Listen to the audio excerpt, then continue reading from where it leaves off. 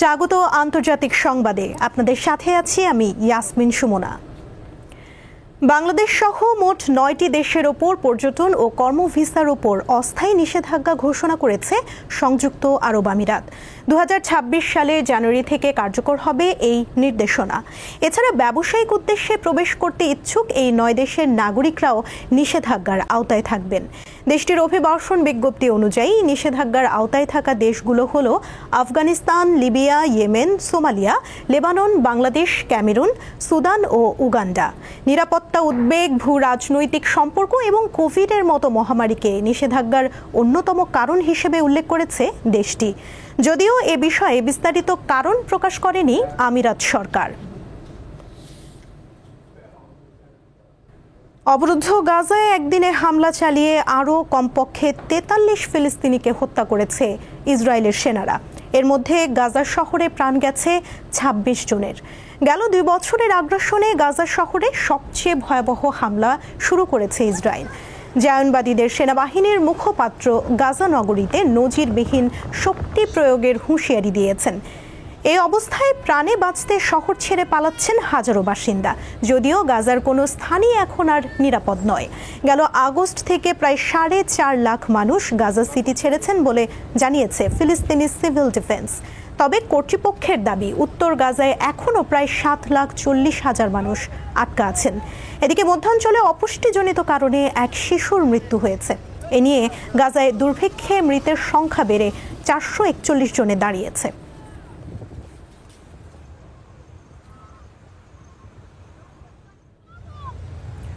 পরমাণু ইস্যুতে ইরানের ওপর আরোপিত আন্তর্জাতিক নিষেধাজ্ঞা স্থায়ীভাবে তুলে নেয়ার প্রস্তাব জাতিসংঘের নিরাপত্তা পরিষদে প্রত্যাখ্যান করা হয়েছে।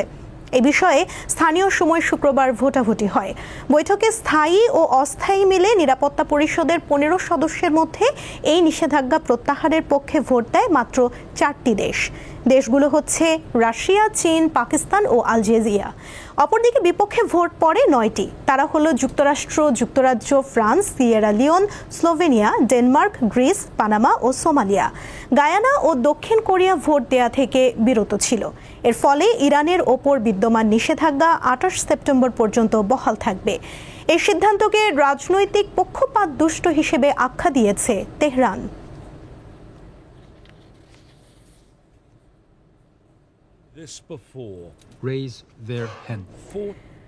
বাণিজ্য ও সামরিক চুক্তি সহ দ্বিপাক্ষিক বিভিন্ন বিষয়ে আলোচনার জন্য আগামী 25 সেপ্টেম্বর যুক্তরাষ্ট্র সফরে যাচ্ছেন তুরস্কের প্রেসিডেন্ট রিসেপ তাইয়েপ এরদোয়ান। স্থানীয় সময় শুক্রবার এ তথ্য নিশ্চিত করেন মার্কিন প্রেসিডেন্ট ডোনাল্ড ট্রাম্প। নিজের মালিকানাধীন সামাজিক যোগাযোগ মাধ্যম ট্রুথে দেয়া এক পোস্টে ট্রাম্প বলেন, তুরস্কের প্রেসিডেন্টের সঙ্গে অনেক বাণিজ্য ও সামরিক চুক্তি নিয়ে কাজ হয়েছে, যার মধ্যে রয়েছে বৃহৎ পরিসরে বোয়িং বিমান বিক্রয়, একটি F-16 চুক্তি এবং F-35 নিয়ে ধারাবাহিক আলোচনা। এ বিষয়গুলো নিয়ে ইতিবাচকভাবে শেষ করার প্রত্যাশা ব্যক্ত করেন ট্রাম্প।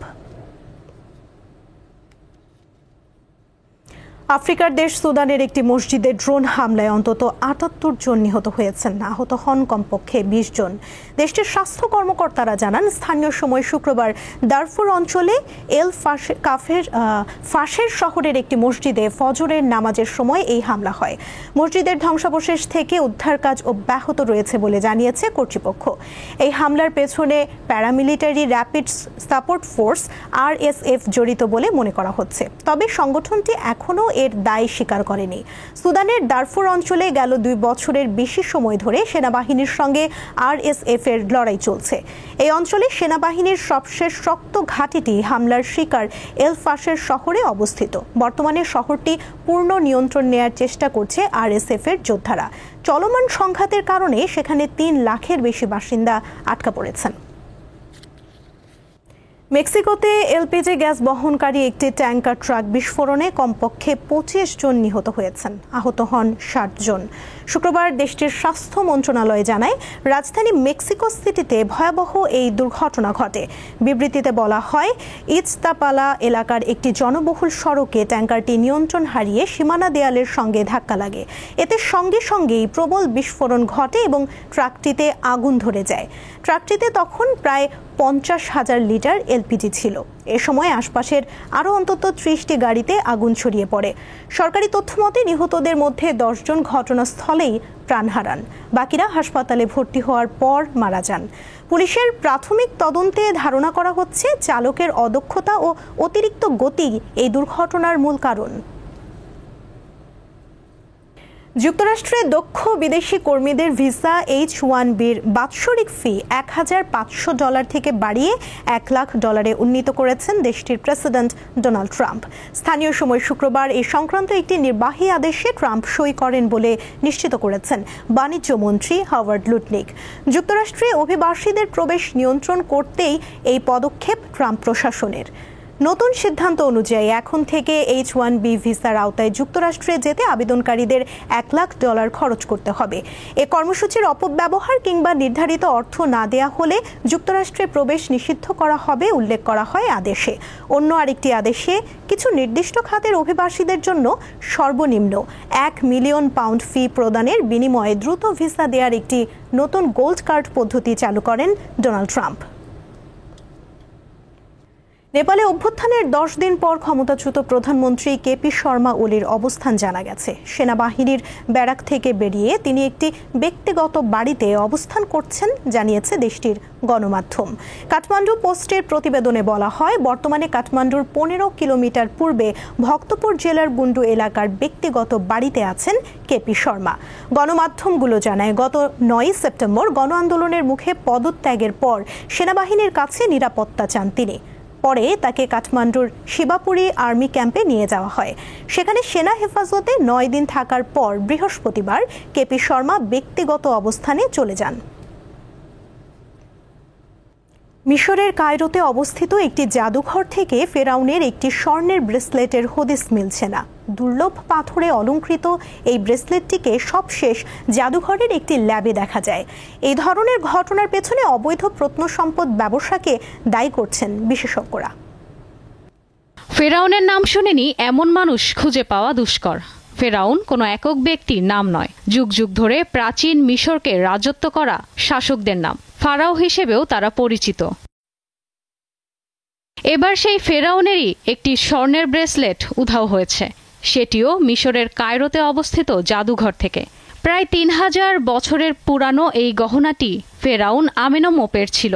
ল্যাপিস লাজুরি পাথরে অলংকৃত ব্রেসলেটটিকে সর্বশেষ তাহরির স্কয়ারের জাদুঘরের পুনর্নবীকরণ ল্যাবরেটরিতে দেখা যায়।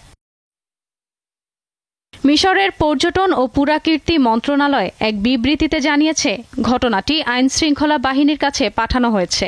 পাশাপাশি দেশের সব বিমানবন্দর, সমুদ্র বন্দর ও স্থলবন্দর কর্তৃপক্ষকে ব্রেসলেটের ছবি সরবরাহ করা হয়েছে, যেন পাচারের চেষ্টা রোধ করা যায়। ঐতিহাসিকদের মতে ব্রেসলেটটির মালিক ছিলেন আমেনমোপে। খ্রিস্টপূর্ব 1076 থেকে 723 সালের মধ্যে মিশরের 21তম রাজবংশের শাসক ছিলেন তিনি। আমেনমোপেকে প্রথম সাধারণ কক্ষে সমাহিত করা হলেও পরবর্তী সময়ে শক্তিশালী শাসক প্রথম পসুসেনেসের পাশে দ্বিতীয়বারের মতো দাফন করা হয়। তার সমাধি আবিষ্কৃত হয় 1940 সালে। এই ঘটনার পর জাদুঘরের পুনর্নবীকরণ ল্যাবের অন্যান্য সব প্রত্নবস্তু বিশেষজ্ঞ কমিটির মাধ্যমে তালিকাভুক্ত ও পর্যালোচনা করা হবে বলে জানিয়েছে সংশ্লিষ্ট মন্ত্রণালয়। প্রাচীন মিশরীয় প্রত্নবস্তু চোরাচালান দেশটির জন্য দীর্ঘদিনের উদ্বেগের কারণ। গত বছর আলেকজান্দ্রিয়ায় উপকূলবর্তী আবু কির উপসাগর থেকে শত শত প্রত্নসম্পদ চুরি করে পাচারের চেষ্টা করার সময় 2 ব্যক্তিকে আটক করে কর্তৃপক্ষ। ইশরাত সুমা, দীপ্ত বার্তা কক্ষ। এই ছিল আন্তর্জাতিক সংবাদে। এরপর বিকেল 5টায় জেলার সংবাদ দেখার আমন্ত্রণ রইল। এছাড়া আরও তথ্য পেতে যুক্ত থাকুন দীপ্ত ডিজিটাল প্ল্যাটফর্মের সাথে। ধন্যবাদ সবাইকে।